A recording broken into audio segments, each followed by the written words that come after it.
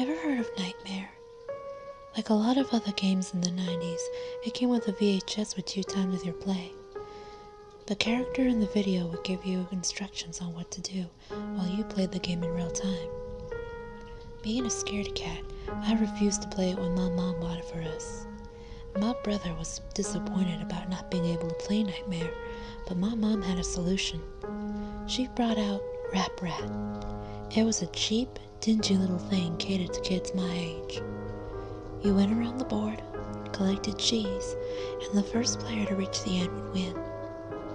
It seemed simple enough, and since it reminded us of Mousetrap, which we didn't have, there were no objections. We popped the movie into the VHS and set up the board. The first part of the video was just a simple explanation of the rules, as well as instructions on how the game worked. Then, Rap Rat came onto the TV. He was not what any of us had been expecting. My younger brother, who was only 3 at the time, immediately left the room crying. The rat didn't even resemble a rat. The ears were far too big, it had a mouth aligned with 2 teeth, and the inside of the mouth looked almost swollen. The most striking part about the thing, though, was the eyes. They were large, glassy, and fish-like. I asked and bothered, then begged my mom to turn it off.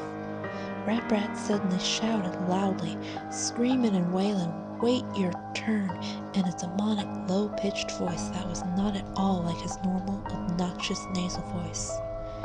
In the background, we could hear the narrator saying, "He's Rap Rat, and he's the boss," over and over again in an overly serious tone.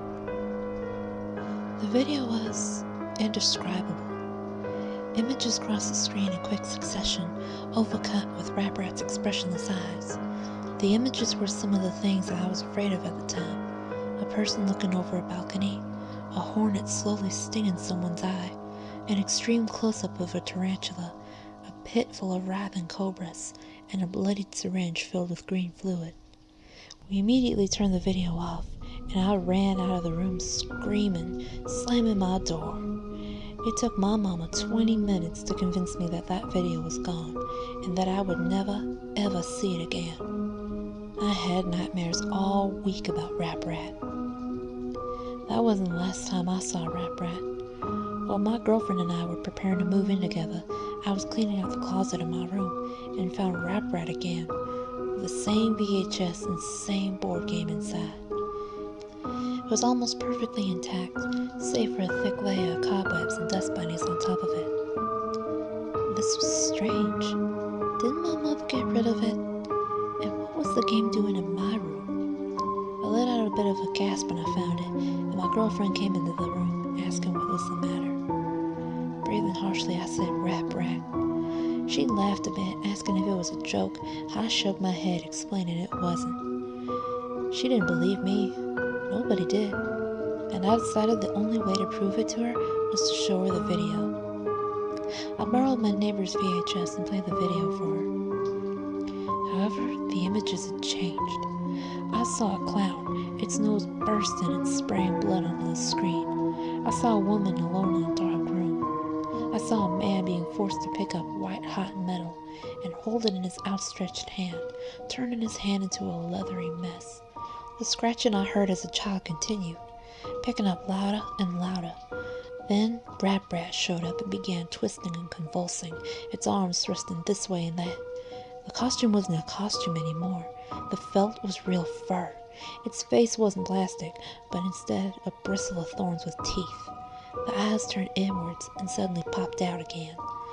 Rap Rat's huge fish eyes were inside out, staring right at me, watching my every move, my every expression. It grinned widely and gestured at my girlfriend and I with a single, outstretched, inhuman hand. I could hear the faintest scratching at my front door. The TV went blank and showed static. The scratching got louder. I wasn't scratching anymore, but thumping, the thumping of tiny feet on the wood. My girlfriend embraced me in fear and my senses kicked in. Before anything else could happen, I stopped the video, ejected it, and unplugged the VHS. The scratching stopped. When I looked out the living room window, nothing was there. The police showed up soon after, warning us that a neighbor had seen a figure outside our door and had called in concern. My girlfriend and I simply couldn't explain what had happened and had to tell the police officer that it was us. I was furious that a children's game was terrifying me. I went to pick up the tape, but the VHS burned my hand. It felt like I had touched a Bunsen burner on the highest setting. We had to get the oven mitts from the kitchen in order to take it out, but even then it was scorching hot. I brought it outside, tossed it on the sidewalk, and crushed it in my winter boots. My girlfriend and I both had nightmares every night. We would wake up in the middle of the night and describe eerily similar images that we saw in our sleep. The scratching would always be there at night when the lights were off and the room was pitch black, save for the moonlight coming through the window. Now, though, the scratching would happen every time I went near the front door, and every time we said Rat Brat's name. It sounded as if something very small was dragging something across the ground outside the door, pacing, waiting. I would simply wait, with the covers pulled up to my neck until I succumbed to exhaustion. At this point, I was determined to sue the company for damages. The first thing I did was call my mother and ask where she got Rat Brat. She had no idea. I found a merchant who sold versions of Rat Brat and asked how I could get in touch with the company. He sent me this email. I don't know about the game, but I know it was created by the same people who created Nightmare. The company is called A Couple of Cowboys. Try them. I did a bit more research and discovered that the company became defunct in 1994, only 2 years after the company created Rat Brat. I discovered why they did soon after.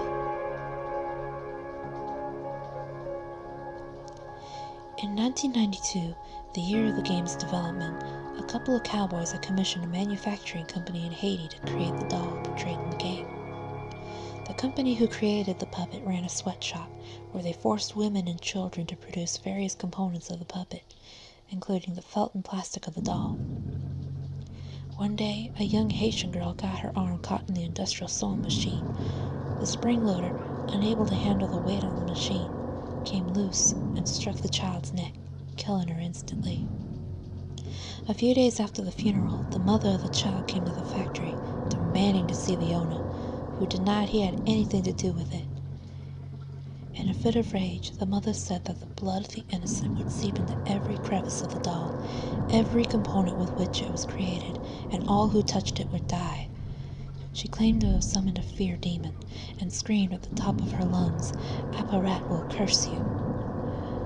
The owner simply laughed and told the corporate bosses about Apparat.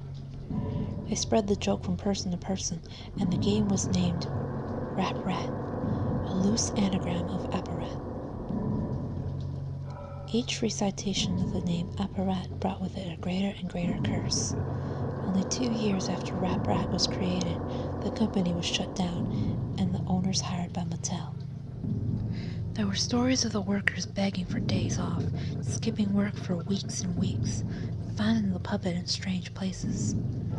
Sooner were the stories of suicides. Grim, violent suicides in which the workers would stab their hands and burn themselves to death, writing "I am fear" on the nearest surface in blood. Nobody knows where the Rat Brat doll went after the original creators disappeared. Some say the last things the victims saw before going insane were large, sunken, fish-like eyes. Never, ever say Apparat out loud. Saying a demon's name out loud is like an invitation to him, a calling. If you've already done this, it cannot be undone. Do not try to speak to or contact Apparat. Avoid being awake between 3:30 a.m. and 4 a.m. when Rat Brat is most likely to try to scare you. The VHS is back. I thought I stomped on it, smashed it to Kingdom Come, but it's back. I found it in my sock drawer yesterday. This time I was ready. A whole bunch of people have been contacting me, trying to get the tape or some sort of video from the board game. My answer to you is that it's just too dangerous.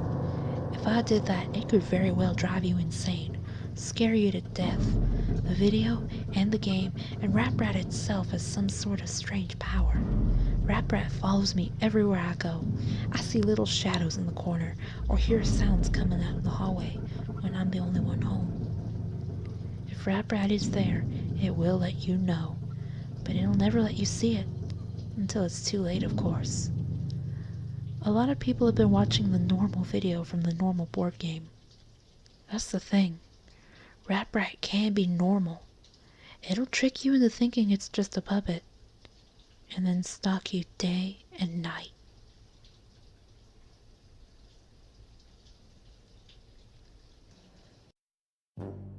Hello, Thunder. Bad idea to record during a storm. Here we go. With Rap Rat. I hate that name. Rap.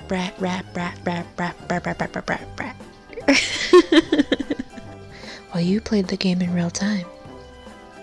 Shut the fuck up, birds. I try to record, and then the birds all like, oh, let's interrupt Elizabeth. Her tweet. Oval cat with Rap Rat's why can't I say expressionless? Each recitation of the name Apparat brought with it a greater and greater curse. Well, if the name brings a greater curse each time it's said, why in the hell did you make me say it several times? I'm gonna die tonight. Never, ever say Apparat out loud. Saying a demon's name out loud is like an invitation to him, a calling. If you've already done this, it cannot be undone. Well, I'm fucked.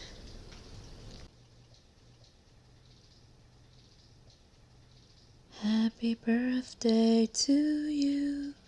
Happy birthday to you. Happy birthday, creeping hour. Happy birthday to you.